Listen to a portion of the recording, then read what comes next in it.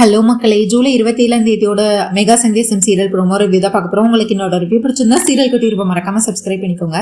நம்ம சலங்காளி சீரியல் அவள் வருவாள சீரியல் போட்டுட்டு இருக்கோம். அதை பார்க்கணும்னு நினைக்கிறவங்க அதே வீடியோ ஃபுல்லா பாருங்க. இங்க நம்ம ஆகாஷ் ககனை பத்தின அந்த வாழ்க்கை வரலாறு அந்த புத்தகத்தை படிச்சுக்கிட்டே இருக்கிறாரு. அவருக்கு படிக்க படிக்க நம்ம ககனை பத்தின இன்ட்ரெஸ்ட் ரொம்பவே அதிகமாகுது. ககன் அவருக்கு ரொம்பவே பிடிச்சு போயிடுது. பூமி ககனை பத்தி அவ்வளவு அழகா அவரோட குணாதிசயம் எப்படி இருக்கும், அவரோட பண்புகள் எப்படி இருக்கும் அப்படின்னு சொல்லி எல்லாத்தையுமே விளக்கி எழுதி இருக்கிறாங்க. அதுல ஒவ்வொரு வார்த்தை படிக்க படிக்க ஆகாஷ்க்கு ககன் மேல இருக்கிற மரியாதை ரொம்பவே அதிகமாகுது. அதுல பூமி எழுதி இருக்கிறாங்க, என்னோட ககன் மாமாக்கு கோபம் ரொம்பவே அதிகமா வரும், ஆனா கோபம் இருக்கிற இடத்துலதான் குணம் இருக்குன்னு சொல்லுவாங்க. அதே மாதிரி என் ககன் மாமா கிட்ட உதவின்னு யாராச்சும் கேட்டு வந்தா அவரு யாரு என்னன்னே பார்க்க மாட்டாரு, அவங்களுக்காக உயிரை கூட கொடுப்பாரு. அந்த அளவுக்கு எல்லாருக்குமே உதவி செய்வாரு. அவங்க ஆபீஸ்ல வேலை பார்க்குற எல்லாத்துக்குமே நம்ம ஒருத்தங்களுக்கு உதவி செய்யறோம்னா ஏதாவது எதிர்பார்த்துதான் செய்வோம். ஆனா என்னோட ககன் மாமா அப்படி கிடையாது. எந்த எதிர்பார்ப்பும் இல்லாம யார் உதவி கேட்டாலும் என்ன உதவி கேட்டாலும் அவர் அதை முடிச்சு கொடுப்பாரு, அதை பண்ணி கொடுப்பாரு. அதுக்கடுத்து என் ககன் மாமா இந்த உலகத்திலே ரொம்ப சிறந்தவர் அப்படின்னு எழுதியிருப்பாங்க. அவர் சின்ன வயசுல இருந்து அவ்வளவு கஷ்டப்பட்டு இருக்காங்க. அவங்க அப்பா அவங்கள விட்டுட்டு போயிட்டாங்க. இந்த ஊர்ல கஷ்டப்பட்டு படிச்சு ஒரு பேரு வாங்கி இந்த அளவுக்கு ஒரு பிசினஸ் மேக்னட்டா இந்த அளவுக்கு வளர்ந்திருக்காங்க.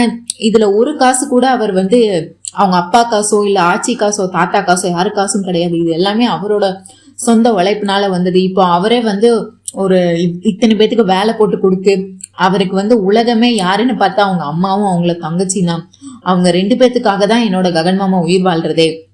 அவங்க 2 பேத்தையும் 2 கண்கள் மாதிரி வச்சு அந்த அளவுக்கு பார்த்துப்பாங்க. 2 பேத்துக்கும் ஏதாவது சின்னதா எதுனாலும் அவரால் தாங்கிக்கவே முடியாது. அவர் எல்லாரும் யார மாதிரி இருக்கணும், ஒரு ஜென்டில்மேனா எப்படி இருக்கணும்னு கேட்டா ககன் மாதிரி இருக்கணும்னு சொல்லுவாங்க. எதுக்கு கோவப்படணும், எங்க யார்கிட்ட எப்படி பேசணும் எல்லாமே அவருக்கு தெரியும். கோவம் மட்டும் கொஞ்சம் அதிகமா வரும், அதுவும் காரணம் இல்லாம வராது. யாராவது தேவையில்லாம பேசியிருந்தாலோ இல்ல தேவையில்லாம வம்பிழுத்து இருந்தாலோ யாருக்கு ஏதாவது பிரச்சனைனாலும் என்னோட ககன் மாமா ஒதுங்கி போக மாட்டாரு. தப்பு எங்க நடந்தாலும் அதை தட்டி கேட்பாரு. அந்த தைரியம் இங்க எல்லாருக்கும் கிடையாது, என்னோட ககன் மாமாக்கு இருக்கு அப்படின்னு சொல்லி இவங்க நம்ம பூமி நம்ம ககனை பத்தி புகழ்ந்து எழுதியிருப்பாங்க. அப்படி வரி வரியா எழுதிட்டே இருப்பாங்க.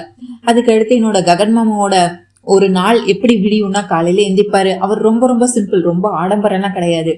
காலையில எந்திப்பாரு, ஒரு காஃபி குடிப்பாரு, அவங்க அம்மா கையால பிடிச்ச அவங்க அம்மா செஞ்ச சாப்பாட சாப்பிடுவாரு. அதுக்கு அடுத்து தங்கச்சி அன்பா அரவணைச்சுப்பாரு. அதுக்கு அடுத்து அப்பப்போ என்கிட்டயும் சின்ன சின்ன சண்டைகள் போடுவாரு.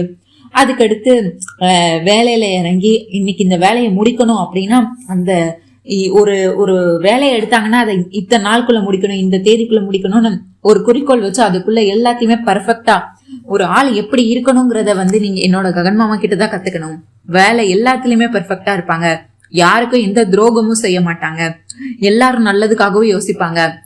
இந்த உலகமே சுயநலமா எனக்கு இன்னைக்கு என்ன கிடைக்குது அப்படின்னு தான் நினைப்பாங்க. ஆனா என் ககன் மாமா தன்னை சுத்தி இருக்கிறவங்க எல்லாருமே சந்தோஷமா இருக்கணும், அந்த சந்தோஷத்தை பத்தி தான் அந்த சந்தோஷமா அவங்க சந்தோஷமா இருந்தாலே நான் சந்தோஷமா இருப்பேன் அப்படின்னு நினைக்கிறவங்க. அவரோட சந்தோஷத்தை மத்த எல்லாருக்காகவும் விட்டு கொடுப்பாரு. அவரோட தங்கச்சிக்காக அவர் என்ன வேணாலும் பண்ணுவாரு அப்படின்னு சொல்லி ஒவ்வொரு இதா எழுதி வச்சிருக்காங்க. இதெல்லாம் படிக்க படிக்க நம்ம ஆகாஷ்க்கு ககன் மேல இருக்கிற மரியாதை ரொம்பவே அதிகமாகுது. அதாவது இப்படி ஒருத்தரா, நான் கூட இப்படியெல்லாம் யோசிச்சதே கிடையாது, நான் கூட செல்ஃபிஷா எனக்கு என்ன கிடைக்கும், எனக்கு இது நல்லது நடந்தா நான் பண்ணுவேன். ஆனா Gagan you are so perfect, நீங்க பார்க்க மட்டும் ஹேண்ட்ஸமா இல்ல, உங்களோட கேரக்டருமே ரொம்ப அழகா இருக்கு.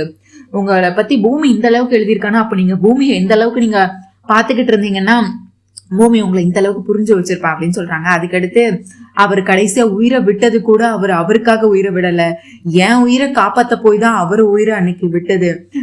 ஏன் மாமா என்னை விட்டுட்டு போனீங்க, அந்த நொடியே என் உயிரை போயிருந்தா நான் இன்னைக்கு ரொம்பவே சந்தோஷப்பட்டிருப்பேன் அப்படின்னு சொல்லி அந்த பூமி இந்த மாதிரி ஒரு லைன் எழுதியிருக்கிறாங்க. அதாவது அந்த மலை மேல பூமி உயிரை காப்பாத்த போய் தான் அவர் ஃபால்ஸ்ல விழுந்திருப்பாரு, அதை எழுதியிருப்பாங்க இதுல. உடனே என் உயிரை காப்பாத்த போய் உங்க உயிரை விட்டுட்டீங்களே, நீங்க உங்க உயிரை காப்பாத்தி இருக்கலாமே, நான் எதுக்கு உயிரோட வாழ்றேன், இந்த கடவுள் எனக்கு எதுக்கு இவ்வளவு சோதனை கொடுக்குறாரு, இனிமேல் நான் உயிர் வாழ்ந்து என்ன பண்ண போறேன், கண்டிப்பா நீங்க எங்க இருக்கீங்களோ மாமா சீக்கிரமே நான் உங்ககிட்ட சேர்ற அந்த நாள் தான் நான் சந்தோஷமா இருக்கிற நாள், இப்போதைக்கு நான் அத்தைக்காக தான் வாழ்றேன் அப்படிங்கிற மாதிரி அவங்க எழுதியிருப்பாங்க. அதாவது சாரதாக்காக தான் நான் உயிர் வாழ்ந்துட்டு இருக்கேன், சாரதா அத்தைக்காக தான் அப்படின்னு சொல்லி அதில் எழுதியிருப்பாங்க. உடனே வாவ் ககன், பூமி உயிரை காப்பாத்த போய் தான் நீங்க உங்க உயிரை விட்டீங்களா? இப்பதான் எனக்கு புரியுது, பூமியை உங்களுக்காக இவ்வளவு மெனக்கிடுறாங்க, பூமியை உங்களுக்காக இனி இங்க நடிக்க கூட்டிட்டு வந்தாங்க, அவங்க அத்தையே இவ்வளவு நல்லா பாத்துக்கிறாங்கன்னு சொல்லி பூமி உயிரை காப்பாத்த போய் தான் நீங்க உங்க உயிரை விட்டீங்களா அப்படின்னு சொல்லி இதெல்லாம் படிக்க படிக்க அவருக்கு ரொம்ப எமோஷனல் ஆயிடுது. சரி அப்படின்னு சொல்லி கண் கலங்குறாரு. நம்ம ஆகாஷே கண் கலங்குறாரு. அதுக்கு அடுத்து பார்த்தா அப்படியே தூங்கிடுறாரு. காலையில விடியும் போது பார்த்தா குட் மார்னிங் அம்மா, குட் மார்னிங் அம்மா அப்படின்னு சொல்லி பின்னாடி ஒரு கிஃப்ட் வந்து மறைச்சு வச்சிருக்கிறாரு. குட் மார்னிங் அம்மான்னு சொல்றாரு. அதுக்கடுத்து குட் மார்னிங், காலையில என்ன இவ்வளவு ஹாப்பியா இருக்கு அப்படின்னு சொல்லி நம்ம சாரதா கேட்க, அதெல்லாம் அப்படிதாம்மா அப்படின்னு சொல்லி இவங்க சிரிச்சுட்டே போக அடுத்து பூர்ணி வரா. குட் மார்னிங் பூரி அப்படின்னு சொல்லி குட் மார்னிங்கும் பூர்ணிக்கும் சொல்றாங்க. உடனே அண்ணா இன்னைக்கு என்ன இவ்வளவு சந்தோஷமா இருக்கா, ரொம்ப ஹாப்பியா இருக்கேன், என்னாச்சு ஏதாவது விசேஷமா, ஏதாச்சும் என்னாச்சு அப்படின்னு சொல்லி கேட்டுட்டு இருக்காங்க. அதெல்லாம் அப்படிதான் அப்படின்னு சொல்லிட்டு இருக்காங்க. அதுக்கு அடுத்து இவங்க 2 பேரும் போயிடுறாங்க. அடுத்து தாராவரம் குட் மார்னிங் அப்படின்னு சொல்ற. குட் மார்னிங் ககன் அப்படின்னு சொல்லும் போது நம்ம தாராக்கு குட் மார்னிங் தாரா அப்படின்னு சொல்லி அந்த கிஃப்ட தாராக்கு கொடுக்குறாரு. உடனே கிஃப்டா எனக்கா அப்படின்னு தாரா வாய பொளக்குறாங்க. என்ன கிஃப்ட் எனக்கு? ஐயோ இங்கேயே நீ எல்லாரும் முன்னாடி பாக்காத, நீ ரூம்ல கொண்டு போய் வச்சு பொறுமையா ஓபன் பண்ணி பாரு, நீ ரொம்ப சந்தோஷப்படுவ அப்படின்னு சொல்றாங்க. உண்மையிலே நீங்க எனக்காக கிஃப்ட் கொண்டு வந்திருக்கீங்களா? நீங்க ரொம்ப ரொம்ப தேங்க்ஸ் ககன், நீங்க எனக்கு ரொம்ப ஸ்வீட்டா நடந்துக்கிறீங்க, தேங்க்யூ சோ மச் அப்படின்னு சொல்லி போறாங்க. இதை யாரு பாக்குறா அப்படின்னு பார்த்தா சாரதா பாத்துறாங்க. உடனே இவர் வந்து அதாவது அப்படியே பால்கனிக்கு வெளியே வந்துடுறாரு.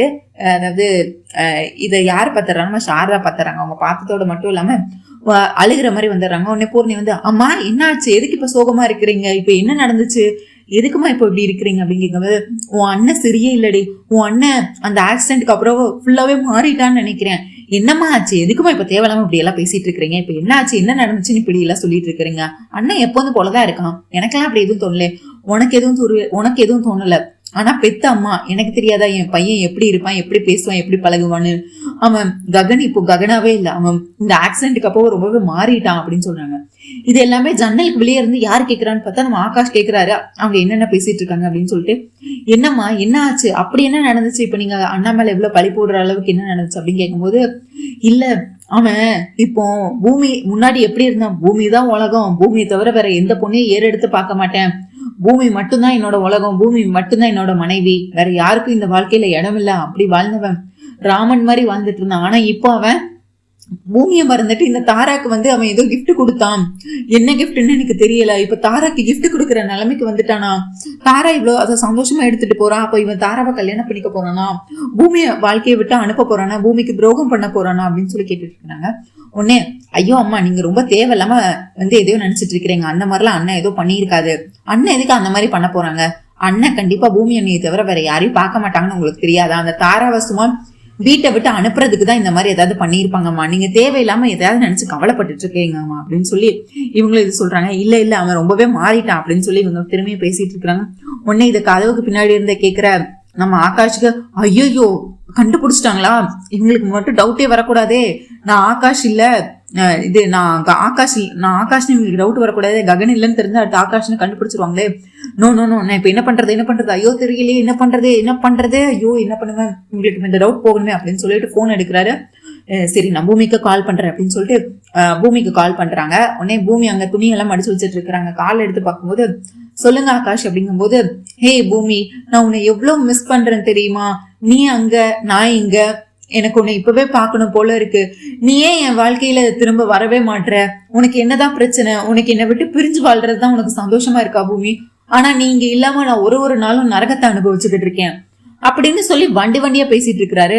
உடனே நான் உனக்கு எத்தனை வாட்டி கால் பண்ணேன், எதுக்கு நீ ஒரு வாட்டி கூட என்னோட காலை எடுக்கல, அப்ப நீ என்ன வேண்டான்னு நினைக்கிறியா, என்ன அவாய்ட் பண்றியா அப்படின்னு கேக்குற. உடனே பூமிக்கு தலையும் புரியல வாழும் புரியல. அவங்க அங்க இருந்து, நீங்க எப்ப எனக்கு கால் பண்ணீங்க, இல்லையே நீங்க இப்பதானே எனக்கு கால் பண்றீங்க, நான் இப்ப அட்டன் பண்ணிட்டேன், நான் உனக்கு நேற்று நைட்டு எத்தனை வாட்டி கால் பண்ணேன், காலையில எத்தனை வாட்டி கால் பண்ணேன், ஆனா நீ என் காலை எடுக்க மாட்டேற, என்னை என் கூட பேச மாட்டேற, நான் எவ்வளவு தனிமையா ஃபீல் பண்றேன்னு உனக்கு தெரியுதா, உனக்கு அதெல்லாம் புரியவே மாட்டேங்குது பூமி, உனக்கு எப்பவுமே உன்னோட அப்பா தான் முக்கியமா இருக்காங்களா, உனக்கு நான் முக்கியமே இல்லையா, உனக்கு என்ன பிரிஞ்சு இருக்கிறதுனால கவலையாவே இல்லையா, உனக்கு என்ன பிரிஞ்சு இருக்கிறதுனால நீ சந்தோஷமா இருக்கிறியா, ஆனா நீ இல்லாம நான் இங்க நரக்கத்தை அனுபவிச்சுட்டு இருக்கேன், உன்னோட நினைவுகள்ல வந்துகிட்டு இருந்தேன், எனக்கு நேற்று ராத்திரி ஃபுல்லா தூக்கமே வரல அப்படின்னு சொல்லி ஒரு பாட்டு பேசிட்டே இருக்கிறாரு. உடனே என்ன ஆச்சு, ஏய் என்ன பேசுற நீ, எனக்கு உடனே பாக்கணும், இப்பவே பாக்கணும், நீ திரும்ப என் கூட சேர்ந்து வாழணும், என் கூட வா அப்படின்னு சொல்லி இவர் வந்து கூப்பிட்டு இருக்க. இச்சி ஆச்சாரம் என்ன பேசிட்டு இருக்க நீ, என்ன நடக்குது இங்க, என்ன பேசணும் தெரிஞ்சுதான் பேசிட்டு இருக்கியா அப்படின்னு சொல்லி பூமிக்கு தலையும் புரியல வாழும் புரியல. இவருக்கு இங்க பேசுறதுக்குலாம் அங்க பூமிக்கு வந்து ரொம்பவே கோவம் வருது. ககன மாதிரி நடிக்க சொன்னா என்ன என் கூட வந்து வாழுன்னு சொல்லிக்கிட்டு இருக்கா, எனக்கு உன்னை பாக்கணும்னு சொல்லிக்கிட்டு இருக்க, என்னோட காதலை புரிஞ்சுக்கலையான்னு கேட்டுட்டு இருக்க, என்ன நடக்குது அங்க, என்ன பேசுறது தெரிஞ்சுதான் பேசிட்டு இருக்கேன், யார்கிட்ட பேசுறேன்னு தெரிஞ்சுதான் பேசிட்டு இருக்கேன் அப்படின்னு சொல்லி நம்ம பூமியும் அங்க கத்திக்கிட்டு இருக்க. நம்ம ஆகாஷம் ஒருவேளை அத்தை பக்கத்துல இருக்காங்களா, ஆமா ஆமா அப்படின்னு சொல்லிட்டு ஆனா நீ ஏன் என் வாழ்க்கையில திரும்ப வரமாட்டுற அப்படின்னு சொல்லி ஒரு திரும்பியும் பழைய கதையை ஆரம்பிச்சிடுறாரு. நீ இப்போ எனக்கு என்ன செய்வியோ எனக்கு தெரியாது, நீ திரும்பவும் என் கூட இந்த வீட்டுல வந்து என் கூட வாழணும் பூமி, இதுதான் நான் உனக்கு கொடுக்குற இது. என்னை தனியா தவிக்க விட்டுட்டு நீ அங்க சந்தோஷமா இருக்க முடியுமா? நான் கவலையா இருந்தா உனக்கு அது பரவாயில்லையா? உனக்கு உன் அப்பா தான் முக்கியமா? என்னை யாருமே இந்த வீட்டுல புரிஞ்சுக்க மாட்டாங்க, எனக்கு உன் கூட இருக்கிறது தான் சந்தோஷம், நீங்க யாருக்குமே தெரிய மாட்டேங்குது அப்படி இப்படின்னு இவர் பாட்டு அளந்து விட்டுட்டு இருக்காரு. இதெல்லாம் கேட்டுட்டு நம்ம பூர்ணி, அம்மா என்னமோ சொன்னீங்க அண்ணனை பத்தி, அண்ணன் பாருங்க, அண்ணன் எப்பவும் பூமி அண்ணியை தவிர வேற எந்த பொண்ணையும் பார்க்க மாட்டான் பாத்தீங்களா, நான் சொன்னேன்ல, பூமி அண்ணிக்கிட்ட எவ்வளவு சந்தோஷமா போன்ல பேசிட்டு இருக்காங்க, எவ்வளவு ரெண்டு பேரும் எவ்வளவு ஆசையா பேசிட்டு இருக்காங்க, நீங்க போய் அவங்கள போய் தப்பா நினைச்சிட்டீங்கம்மா அப்படின்னு சொல்லும் போது எனக்கு இப்பதான் சந்தோஷமா இருக்காம, பூமியோட சந்தோஷமா தானே இருக்கான், பூமியை தவிர வேற எந்த பொண்ணையும் பார்க்க மாட்டான்ல, ஆனா அந்த கடவுள் ஏன் இவ்வளவு சோதிக்கிறாருன்னு எனக்கு தெரியவே இல்லை, பூமியும் ககனையும் எதுக்குதான் இப்படி பிரிச்சு வச்சிருக்காருன்னு எனக்கு புரியவே இல்லை, அவங்க ரெண்டு பேர்த்தையும் சேர்த்து வைங்க கடவுளே, இன்னும் என் பிள்ளை இன்னும் எவ்வளவு கஷ்டத்தை தான் அவன் அனுபவிக்கணும், அவன் வாழ்க்கையில சந்தோஷமே இருக்கக்கூடாதுன்னு நினைக்கிறீங்களா அப்படின்னு சொல்லி பேசிட்டு இருக்கிறாங்க. இப்படி எல்லாம் இவங்க ரெண்டு பேரும் பேசிக்கிட்டே இருக்கா. இந்த பூமி அதுக்கு அடுத்து ஒரு செகண்ட்ல நீ தேவை ரொம்ப பேசிக்கிட்டு இருக்க, நீ முதல்ல போனை கட் பண்ண அப்படின்னு சொல்லி போனை கட் பண்ணிடுறாங்க. இவங்க உடனே ஆகாஷ், I love you பூமி, I missed you பூமி, I missed you so much, I missed you, I love you பூமி, சீக்கிரமே என்ன பார்க்க வாங்க அப்படின்னு சொல்லி, வா சீக்கிரமே என்ன பார்க்க வா அப்படி இப்படின்னு கட் பண்ண போன் கால்ல இவர் 5 நிமிஷமா பேசிட்டு இருக்கிறாரு. உடனே சாரதாவும் பூர்ணியும் அங்க இருந்து சிரிச்சுட்டு எப்படியோ ககன் பூமி நல்லாதான் இருக்காங்க அப்படின்னு சொல்லி இவங்க சந்தோஷமா தான் இருக்கிறாங்க. இங்க அப்படியே பார்த்தா நம்ம சாரதா வந்து கோவிலுக்கு வராங்க. கோவிலுக்கு வந்து அப்படி கையில வந்து சூடனை ஏத்தி வச்சுட்டு அப்படி அம்மனுக்கு வந்து அப்படி தீபாரணம் மாதிரி கையிலேயே எல்லாரும் வந்து தீபாரண தட்டுல காட்டுவாங்க. நம்ம சாரதாவோ ஒரு படி மேலேயே போய் கையிலேயே சூடனை ஏத்தி தீபாரணை காட்டிட்டு இருக்கிறாங்க. காட்டினதோட மட்டும் இல்லாம, கடவுளே உனக்கு இன்னும் என்ன செஞ்சா நீ என் பையனை சந்தோஷமா வாழ வைப்ப, என் குடும்பத்தை எதுக்கு நீ இவ்வளவு கஷ்டப்படுத்துற, நாங்க யாருக்கு என்ன பாவம் செஞ்சோம், என் பையனுக்கு மட்டும் ஏன் இவ்வளவு கஷ்டத்தை கொடுத்துக்கிட்டே இருக்கிற, நீ அவன் வாழ்க்கையில சந்தோஷமே இருக்கக்கூடாதுன்னு நீ நினைக்கிறியா அப்படின்னு சொல்லி சாமி கிட்ட முறையிட்டு இருக்கிறாங்க. சின்ன வயசுலயே அவன் அப்பாவை தான் ஹீரோவா நினைச்சிட்டு இருந்தான். அவங்க அப்பாவை அவன் கிட்ட இருந்து பிரிச்ச அவன் வாழ்க்கையில இந்த இடத்துக்கு ரொம்பவே கஷ்டப்பட்டு வந்திருக்கான். ஆனா இப்பவும் கூட அவன் வாழ்க்கையில அவன் கடைசி வரை சந்தோஷமாவே இருக்கக்கூடாதுன்னு நீ நினைக்கிறியா கடவுளே? அதுக்காக தான் நீ இவ்வளவு கஷ்டத்தை கொடுத்துக்கிட்டே இருக்கிறியா? மேலும் மேலும் ஒரு வழியா அவன் பூமியை காதலிச்சு கல்யாணம் பண்ணிக்கிட்டான். ஆனா இப்ப என் மகனையும் மருமகளையும் பிரிச்சு வச்சு உனக்கு என்ன கிடைக்க போகுது? என்னோட பையன் இந்த வீட்லயும் பூமி அந்த வீட்லயும் இருந்து இருக்கணுமா? இன்னும் என் பையன் இன்னும் வேற என்னென்ன கஷ்டத்தெல்லாம் நீ அனுபவிக்கணும்னு நினைக்கிற? இதுக்கு மேல நீ என்ன செஞ்சாதான் நீ மனசு குளிர்வ? ஒரு பெத்த தாயா என்ன அள வச்சு பாக்குறதுல உனக்கு என்ன அப்படி ஒரு சந்தோஷம் அப்படின்னு சொல்லி நம்ம சாரதா வந்து சாமி கிட்ட முறையிட்டுட்டே இருக்கிறாங்க. அது இதுன்னு பேசிக்கிட்டே இருக்கிறாங்க. ககனுக்கு நீ வந்து ககன் வாழ்க்கையை திருப்பி கொடு, ககன் வாழ்க்கையில திரும்ப அவனுக்கு சந்தோஷத்தை கொடு, என் மகனும் மருமகளும் ஒன்னா சந்தோஷமா 100 வருஷம் நல்லபடியா சந்தோஷமா ஆரோக்கியமா வாழணும், அவங்க 2 பேர்த்தையும் இப்படி பிரிச்சு வைக்காத, இது பெத்த அம்மாவோட இத வந்து வாங்கிக்காத, சாபத்தை வாங்காத, என்னோட பெத்த வயிறை இப்படி கலங்க வைக்காத, அள வைக்காத, இப்படி இதுக்கு மேல நான் உனக்கு என்ன பண்ணா உன் மனசுக்குள்ளுன்னு எனக்கு சத்தியமா தெரியல அப்படின்னு சொல்லி இந்த மாதிரிலாம் வேண்டிட்டு இருக்கிறாங்க.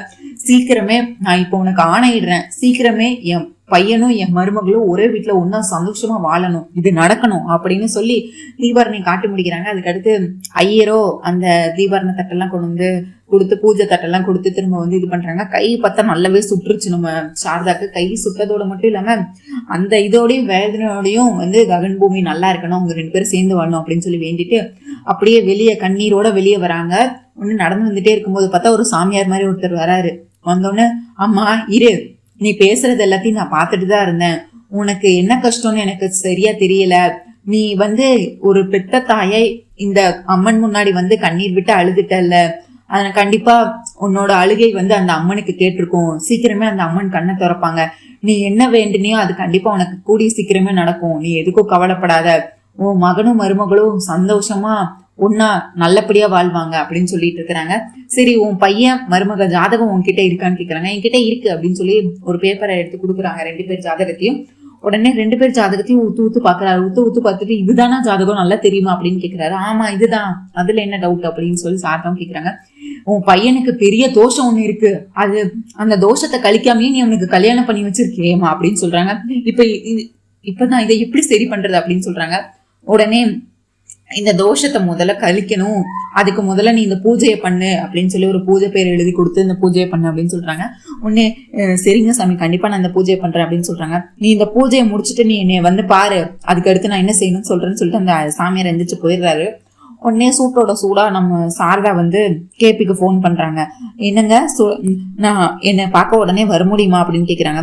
என்ன சாரதா வர முடியுமான்னு கேக்குற, நீ வான்னு சொன்னா அடுத்த நிமிஷமே நான் முன்னாடி வந்து நிற்பேன், நீ எதுக்கு என்கிட்ட இவ்வளவு பணிவாலாம் கேட்டுட்டு இருக்க, இப்ப நான் என்ன பண்ணணும், நம்ம எப்பவும் சந்திப்போம்ல அந்த கோயிலுக்கு நீங்க வரீங்களா, இப்போ உடனே வரீங்களா, நான் உங்ககிட்ட ஒரு முக்கியமான விஷயம் பேசணும் அப்படின்னு சொல்றாங்க. நான் உடனே வரேன் சாரதா, நான் இப்போ இன்னும் ஒரு 10 நிமிஷத்துல நான் கோயில்ல இருப்பேன் அப்படின்னு சொல்லிட்டு ஒரு பேப்பர் படிச்சுட்டு இருக்கிறாரு. உடனே கோயிலுக்கு இவரும் வரதுக்காக கிளம்பிட்டு இருக்கிறாரு. இதுதான் மக்கள் இன்னைக்கான ரிவ்யூ. உங்களுக்கு என்னோட ரிவ்யூ பிடிச்சிருந்தா சீரியல் குட்டி மறக்காம சப்ஸ்கிரைப் பண்ணிக்கோங்க. உங்க தாட்ஸ் என்னன்னு கண்டிப்பா கமெண்ட்ஸ்ல சொல்லுங்க. நான் இந்த வீடியோவை லைக் பண்ணுங்க, ஷேர் பண்ணுங்க, ஹை பட்டனை தட்டி விடுங்க. மறக்காம நம்ம சேனல் சீரியல் குட்டி சப்ஸ்கிரைப் பண்ணிக்கோங்க. தேங்க்யூ மக்களே, நன்றி, நாளை சந்திக்கிறேன், பாய்.